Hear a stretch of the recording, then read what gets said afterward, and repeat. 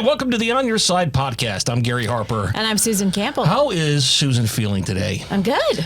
For our listeners who may not know, you are with child, right? Pretty exciting time. Baby 3 is on the way. Oh, man. I know, we're getting there. Time flies a little bit. Yeah. You know, when you've got 2 other little ones at home, right. Sometimes you kind of forget and you're like, oh, yeah, that's why I'm winded. Or like, oh, yeah, that's why I feel exhausted. How do you feel? You feeling all right? I feel good. The first trimester, I will spare our loyal listeners the gory details, but my goodness, I was very, very sick for 14 weeks. I was completely miserable and it was awful.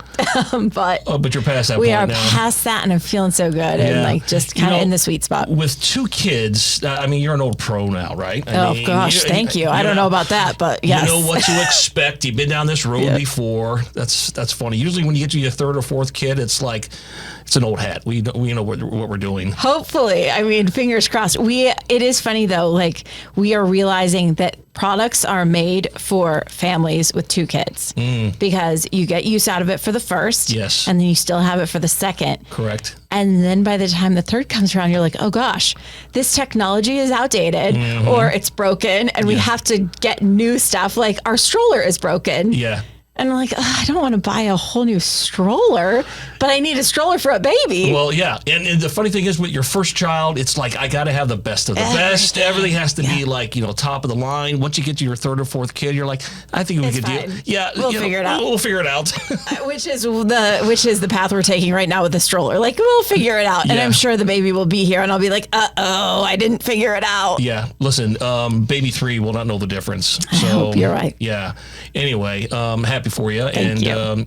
And good luck and good health, right? Yeah, we're hoping to, we're partway through and excited for the rest of it to come. And then in the summer, you're going to have to take over and be podcasting I will be solo with some guest hosts, maybe. I've been solo before. We've missed you, but you've always come back. So I'll be back too. You'll always be here in spirit.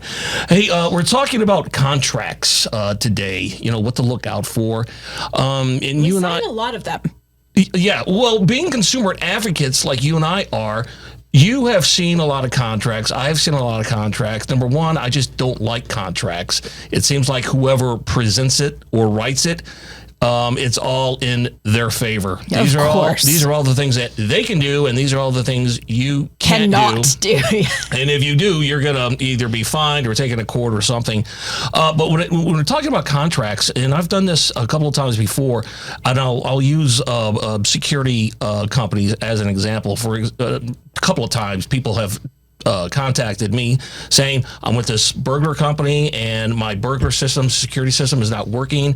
They come out and they replace the whatever it is that's damaged.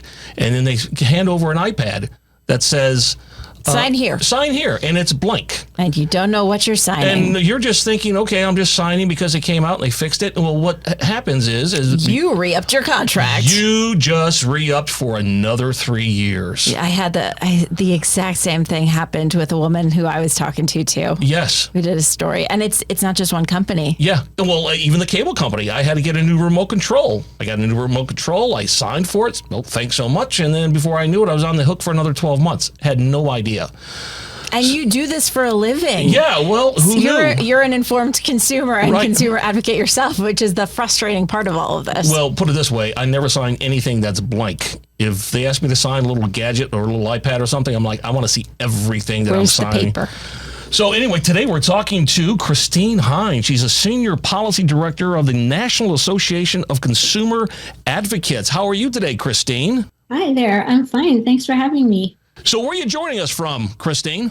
I am joining you from the Washington, D.C. area. Oh, that's kind of your neck of the woods, right, Susan? Kind of? Well, you're New York, right?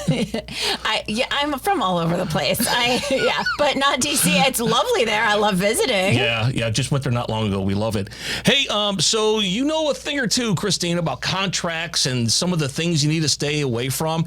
Would you agree with my comment earlier that whoever presents and writes the contract, it usually favors them?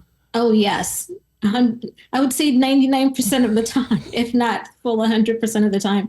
It always, these boilerplate contracts that we face all the time when we want to sign up for a product or service or an app, It's always in their favor. It's always in the corporation's favor.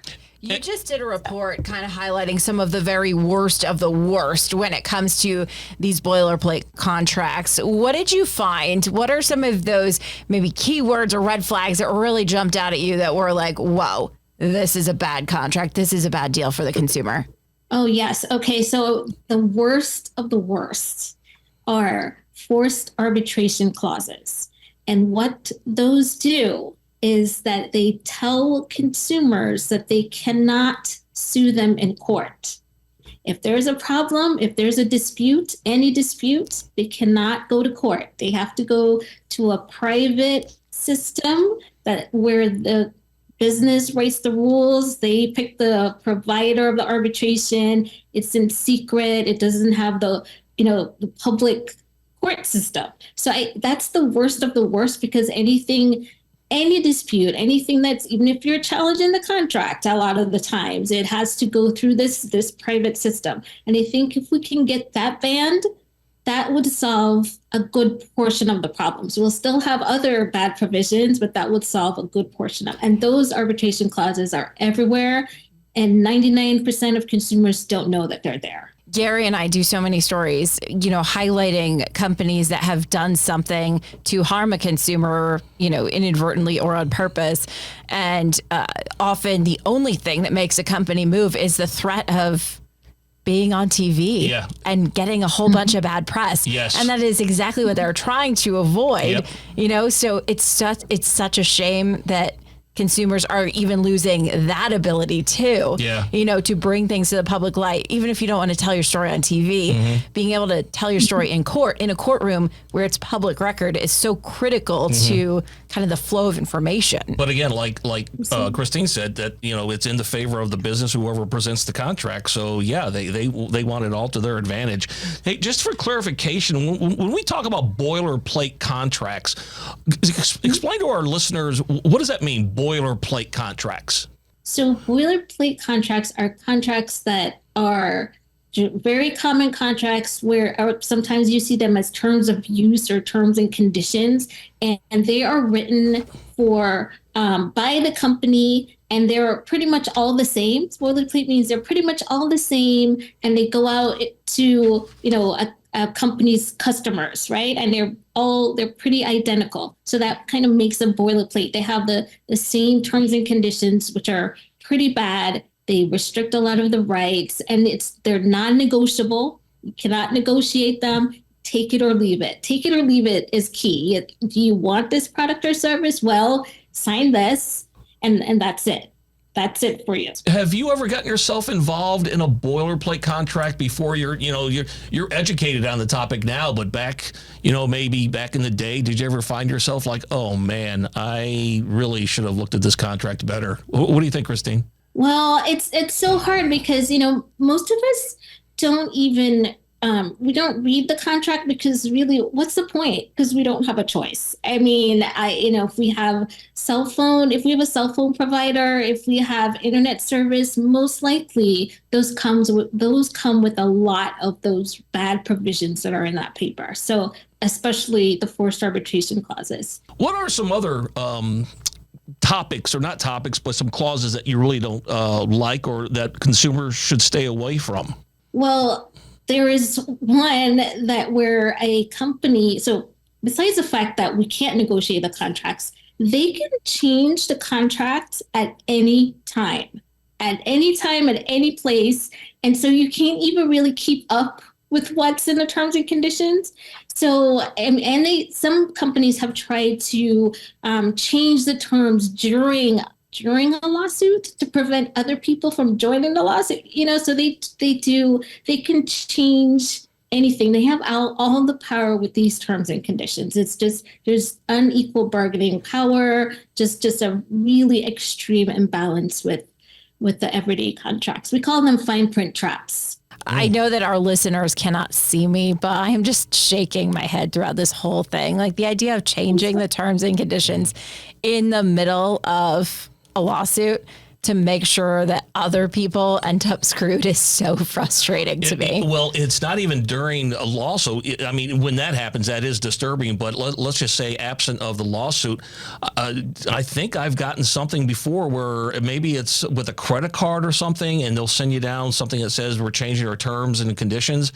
And if you don't click on it, you can't use whatever product or service until you click on whatever they want you to click on. And nobody reads the new revised terms and conditions. You just want to click on it so you can just keep on going. Get going, yeah. What a trick. Are there any ways around some of these contracts that are unfavorable to us?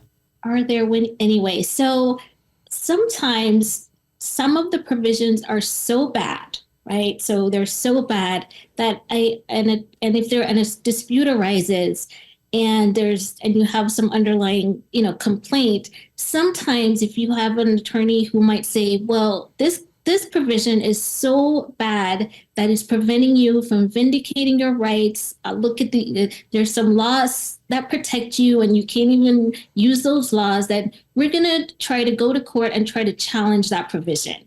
So those are rare. That doesn't happen often, but those might be some of the circumstances where, they can be challenged. At least, let's try to have a judge look at it. And the judge, if there's an arbitration clause, that makes it even more difficult. But sometimes there has been success when an attorney is on board to say, I think this is worth challenging. You had mentioned shortened statute of limitations. You need to look out for that, because I think the company or the business or whoever is behind the contract, they want to make that window as small as possible. Can you talk a little bit about that? Oh, sure. So, right. So a lot of our laws, state laws and federal laws, they might have a requirement that says that a consumer who is harmed has, maybe 3 years to file a lawsuit, right? So if it's in consumer finance, maybe if they say you have a couple of years to file a debt collection suit against a debt collector for certain abuses, And so a contract might say, you have 1 year. You have 1 year to sue. And what that means is, if there is some injury, there was a ripoff somewhere and it took you a while to discover that you were ripped off. And then it took you a while to say, okay, I'm going to try to get some help and let's see what the, attorney says. And it basically cuts down on the time that you have to file a lawsuit, which is just, you don't have that, a reasonable amount of time to figure out what the problem is, figure out that you were ripped off or hurt in some other way, and then give you time to get legal assistance to go forward. So it's just another way to cut down on any legal actions against a company. Is there any relief in sight for consumers, or are we in a place where these contracts are going to keep getting longer and longer and longer and more prohibitive? So, is there any relief in sight? I think that one is attention to the issue, attention to all of these bad provisions, attention, because I think we're so used to it. So I think that's, we should start paying attention to the issue. The other thing is there are one is, again, getting rid of those forced arbitration clauses, where a lot of people are trying to do it. There are members of Congress who are trying to get rid of arbitration clauses. There are regulators who are paying attention to that issue. So that looks like, well, we're going to keep trying to make sure that can happen, so we can at least get rid of the worst provision, so we can attack the others to get to even the playing field a little more. When you're presented with a contract, whether it's for a service or from a business, should you ask for it maybe in advance so you can review it, instead of like sitting at the table ready to sign and you've got 16 different pages? You should probably, I would imagine, ask for it in advance, just so you can look at it.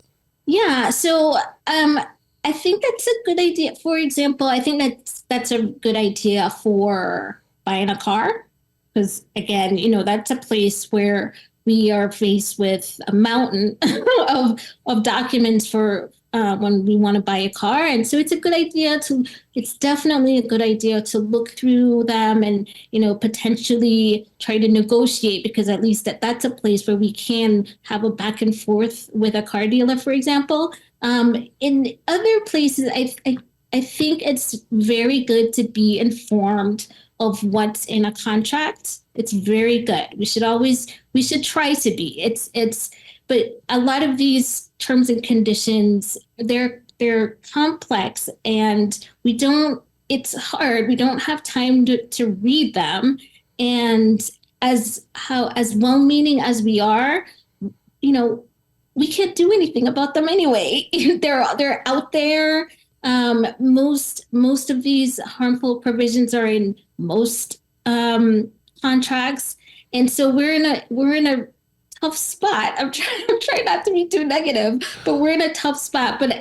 But to answer your question, we should be informed about what's in the contract. I like the honesty. Yeah.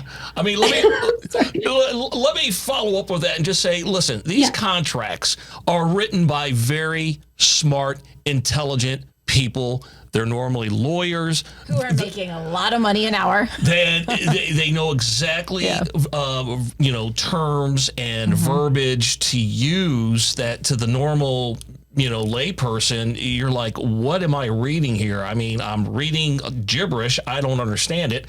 I think that's what they're kind of hope, because even if you take the time to review what you're supposed to be signing, you don't understand what the hell you're reading anyway. It's so frustrating. So, yes. Is there one industry that's better or worse at this? Well, I pick on the financial services industry a lot, because they tend to use a lot of these terms and conditions. But so do the tech companies. So do some of the new the apps, like the Cash App and all the other apps that are out there. Like I said, the cell phone providers. They're just everywhere, so I can't really say. I know that I have my favorites but I can't really say for sure. Let me close out by saying, as the old saying goes, they didn't put a gun to your head and said, put your John Hancock down here. You signed a document. You're agreeing to it. But sometimes they put you in a precarious position. I'll give you a very quick example. I have a neighbor friend who sold his home through not the traditional realtor, but one of those real estate companies. They give you X amounts, and then you don't have to repair anything, and you're out the door in a relatively quick time. When he showed up for the signing, the dollar amounts had been changed. Oh. And it was not what he was agreeing to sell it for. And they were putting him in a position to where it was a house. They maybe were assuming that, he needed to get out because he had already, made plans to get out. And it was, and he was like, I'm not signing this because, as you know, and as I know, this was not the agreement. And they boxed him into a corner, but he got up from the table and he walked away. And that's what you got to do sometimes. Yeah, sometimes you do have to get up. And you know what? Sometimes when I am having a conversation with somebody, say it's like a salesperson or a contractor or something like that, every so often I will ask them, do you mind if I record this conversation? Because I want to have like a backup plan here on my phone, even despite whatever I'm signing here. I never said that. I want to have a backup on my phone. Yes. And I say, do you mind if I record? I want to make sure they're aware that we're having this conversation. And I'll ask them again. So this means X, Y, Z. And when they say, yes, it does, I say, thank you for allowing me to record this. And I keep it till the job is done until I'm happy. Yeah, and if they don't want to do that, then it's like out the door. See you later, right? I mean, they're up to no good. So, hey, Christine, if people want to find out more about you or the National Association of Consumer Advocates, where do they go for that? They can go to consumeradvocates.org. It's pretty simple. You made it very easy for everybody. Listen, thank you so much for being on the On Your Side podcast. We'll have you again real soon, and enjoy DC, okay? All right. Thank you. And thanks for inviting me again. Take care. The On Your Side podcast is produced by Brad Denny. Our audio engineer and editor is Todd Martin. Segment producer is Colin Stanton. And I'm Gary Harper. And I'm Susan Campbell. If you have a problem you can't resolve, maybe we can't, send us a message through azfamily.com or our AZ Family mobile app. Look for the On Your Side section and leave us a message. Thanks so much for listening to the On Your Side podcast. And if you like it, leave us a review. We'll see you next week. On Your Side is on Good Morning Arizona every weekday morning at 6:45 and 7 o'clock, and every weekday evening on Good Evening Arizona at 4 and 5 o'clock. You can also catch it on Arizona's Family News at 9 on 3TV every weeknight.